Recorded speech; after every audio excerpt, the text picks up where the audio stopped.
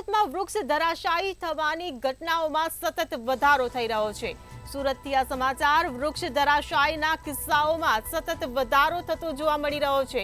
સરથાણાના સીમડા નાકા પાસે વૃક્ષ ધરાશાયી થયું છે। જમીનમાં પોલાણ થતા વૃક્ષ ધરાશાયી થયું।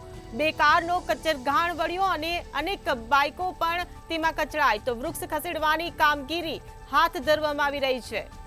તો સુરતથી આ સમાચાર। વૃક્ષ ધરાશાયીના કિસ્સાઓમાં સતત વધારો થઈ રહ્યો છે। સરથાણાના સીમડા નાકા પાસે વૃક્ષ ધરાશાયી થયું છે।